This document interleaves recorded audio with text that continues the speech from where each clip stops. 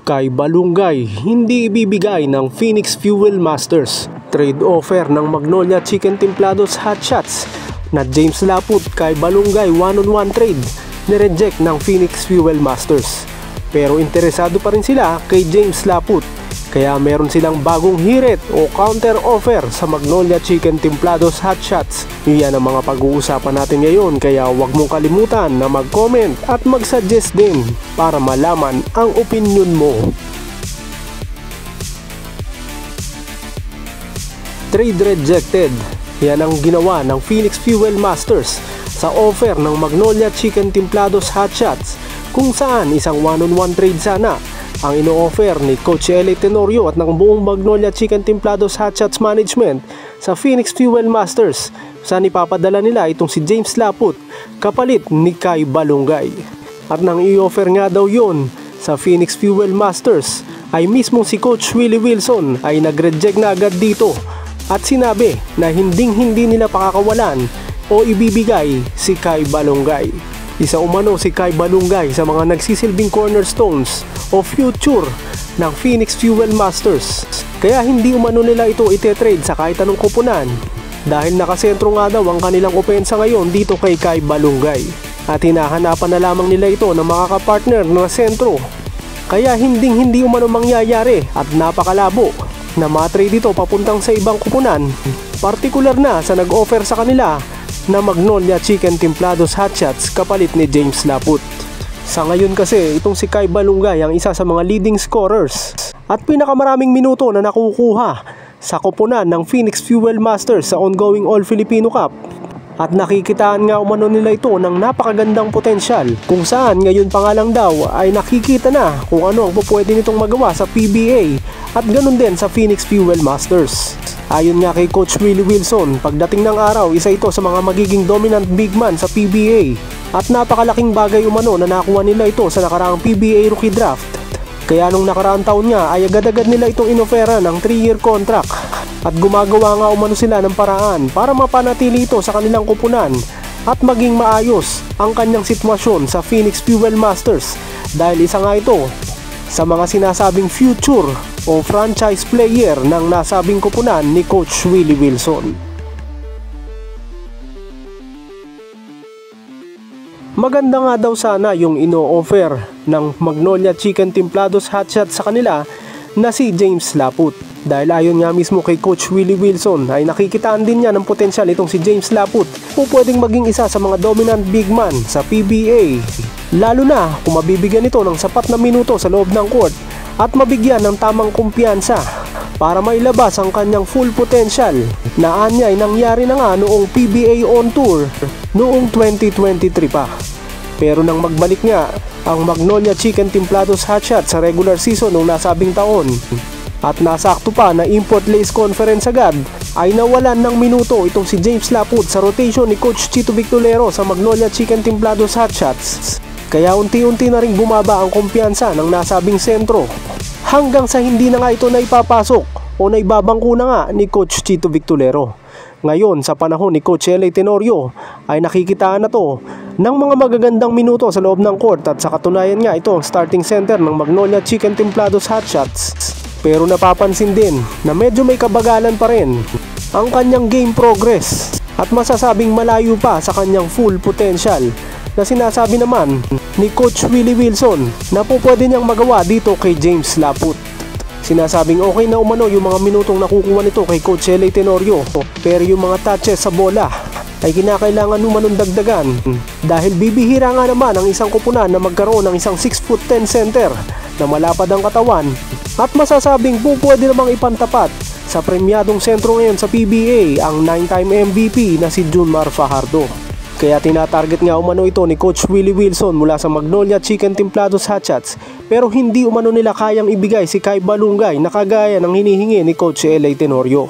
Sa kanilang kupunan umano, kung mabibigay ito ng Magnolia Chicken Templados Hot Shots sa ino-offer nilang counter trade, ay gagawin pa rin niya umano itong starting center, pero magdidesign umano siya ng mga plays para dito kay James Laput, lalo na pagdating sa low post na sinasabing strength nitong sentro mula sa Magnolia Chicken Templados Hot Shots.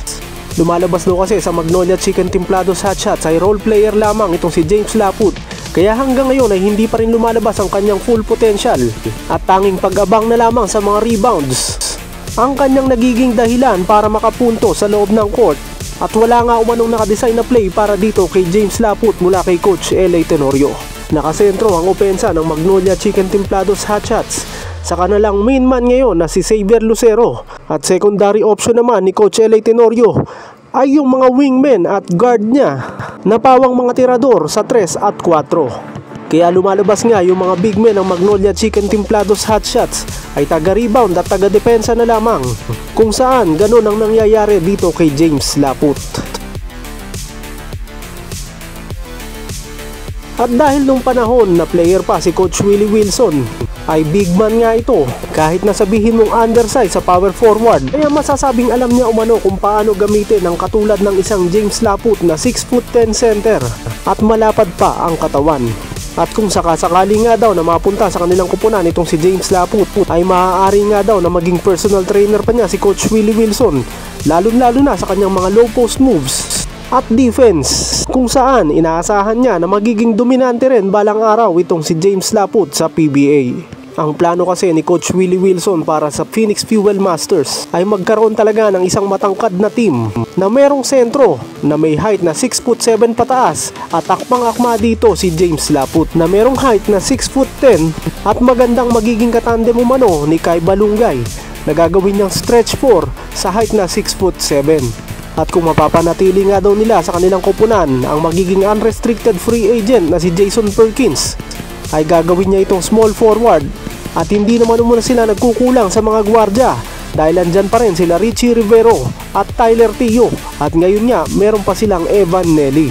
Kaya masasabing sentro o natural center na may height na 6'7" pataas ang siyang talagang kulang na lamang sa koponan ni Coach Willie Wilson ngayong All Filipino Cup at sa mga future conferences ng PBA.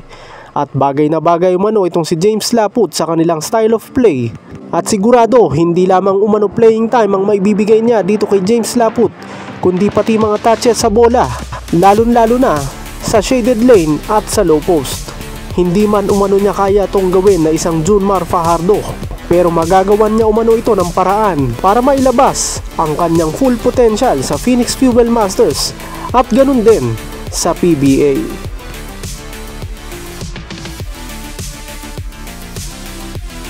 At ang counter offer ng Phoenix Fuel Masters para makuha nila si James Laput sa Magnolia Chicken Templados Hotshots ay balak nga umano nila na ipalit ang kanilang incoming rookie na si Will Gozum, na hanggang ngayon ay naglalaro pa rin sa MPBL para sa Quezon Huskers na umabot na sa South Division Finals ng MPBL at inaasahan na sa late December pa ito makakalaro sa PBA sa Phoenix Fuel Masters dahil kinakailangan niya pang tapusin ang ongoing MPBL season ng Quezon Huskers na kanyang koponan.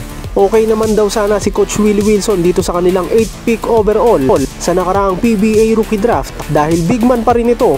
Yun nga lang hindi ito natural center at sa height na 6'6" ay mas komportable itong lumaro bilang power forward o stretch 4. Pero po pwede rin naman daw itong gawing sentro, yun nga lang undersize ito sa kanyang height at mas prefer umano ni Coach Willie Wilson ang isang 6'7" pataas o ang 6'10" player kagaya ni James Laput na magsisilbing natural center ng Phoenix Fuel Masters. Ang mangyayari daw kasi magiging backup lamang ni Kai Balungay itong si Will Gozum sa Phoenix Fuel Masters sa kanyang magiging stint sa nasabing koponan kapag ready na nga ito at tapos na ang kanyang commitment sa MPBL. Kung sakaling tanggapin ng Magnolia Chicken Templados Hotshots ang offer o counter offer ng Phoenix Fuel Masters kung saan sa halip na si Kai Balungay ang ibibigay ng Phoenix Fuel Masters ay ito na lamang kanilang incoming rookie na si Will Gozum na ayon mismo kay Coach Willie Wilson ay magiging patas dahil magiging project din naman umano ito ni Coach L.A. Tenorio sakaling tanggapin ang kanilang counter offer. Isa itong si Will Gozum sa mga nag-try out sa mga pre-draft workouts ng Magnolia Chicken Templados Hotshots bago ang nakaraang PBA rookie draft. Pero nagsettle sila kay Yukian Andrada sa 6th pick overall nang makuha na kaagad ng Northport Batang Pier ang pinaka main target ni Coach L.A. Tenorio noon na si Chris Kun. pero nagawan na ng paraan ni Coach L.A. Tenorio na makuha si Chris Kun mula sa Northport Batangpier. At nakuha pa nga niya si Yukian Andrada bilang 6th pick overall sa nakaraang PBA Rookie Draft. Kaya okay na umano ang wing position ng Magnolia Chicken Templados Hotshots, na sinasabing main concern nila noon nang hindi pa sumasapit ang PBA Rookie Draft. Kung sakasakali nga na mapupunta itong si Will Gosum sa Magnolia Chicken Templados Hotshots, ay maaaring bahagyang niliit ang kanilang frontline dahil sa pagkawala ni James Laput.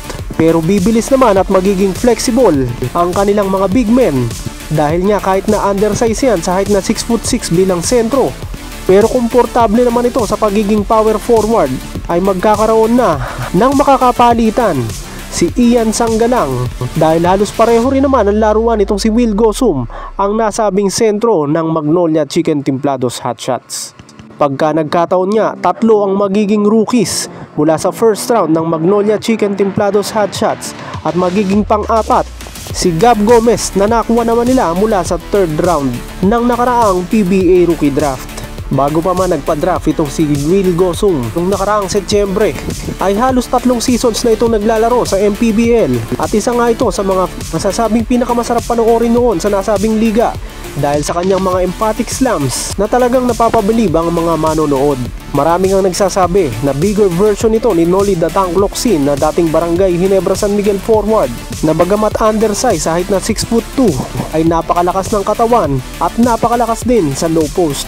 Halos ganun na ganun ang laruan itong si Will Gosum, na bagamat mas matangkad nga ito sa height na 6'6", ay may malapad din na katawan na kayang makipagbanggaan sa low post, na isang characteristics ng traditional power forward. Kagaya ng ating nasabi kanina, bibilis ang takbo ng opensa ng Magnolia Chicken Templados Hotshots sakaling pumayag sila sa ino-offer ng Phoenix Fuel Masters. Dito nga kay Will Gosum na magiging kapalit ni James Laput sa kanilang koponan. At dahil flexible nga itong si Will Gosum, pwede niya pa itong gawing power forward bilang kapalitan naman ng kanilang main man na si Xavier Lucero. Kaya kahit nasabihin mong liliit ang kanilang koponan sa pagkawala ni James Laput na isang natural center sa height na 6'10", ay bibilis at magkakaroon naman sila ng siguradong scoring firepower pagdating sa low post dito kay Will Gosum sakaling pumayag sila sa counter offer trade ng Phoenix Fuel Masters kapalit ni James Laput. Anong opinion mo dito sa trade na nireject ng Phoenix Fuel Masters mula sa Magnolia Chicken Templados Hotshots, kung saan si James Laput sana ay mapupunta sa Phoenix Fuel Masters kapalit ni Kai Balungay? Tama ba ang ginawa ng Phoenix Fuel Masters na hindi pa kawalan si Kai Balungay kapalit nitong si James Laput? Pero ayon nga kay Coach Willie Wilson, ay interesado sila dito sa nasabing sentro mula sa Magnolia Chicken Templados Hotshots at kaya umano nila na palabasin ang kanyang full potential sa nasabing koponan. Pero hindi umano si Kai Balungay ang kanilang i-offer o ipapalit dito kay James Laput. At sa halip nga ay ang kanilang incoming rookie na si Will Gosum, na hanggang ngayon ay naglalaro pa rin sa Quezon Huskers sa ongoing MPBL season, at sa late December pa pwedeng maglaro sa PBA. At kung sakaling papayag ang Magnolia Chicken Templados Hotshots sa kanilang counter offer trade, ay sa late December pa nga ito maglalaro para kay Coach L.A. Tenorio sa Magnolia Chicken Templados Hotshots. Masasabi bang patas na ang Will Gosum James Laput 1-on-1 trade na counter offer ng Phoenix Fuel Masters kumpara sa nauna nang nireject ng Phoenix Fuel Masters na James Laput Kai Balungay 1-on-1 trade? Ano po pwedeng mangyari sa takbo ng opensa ng Magnolia Chicken Templados Hotshots sa magiging pagkawala kung sakasakali ni James Laput at mapapalitan naman ng isang magaling sa low post at very flexible na si Will Gosum? Lahat ng mga yan, huwag mong kalimutan na mag-comment at mag-suggest din para malaman ang opinion mo.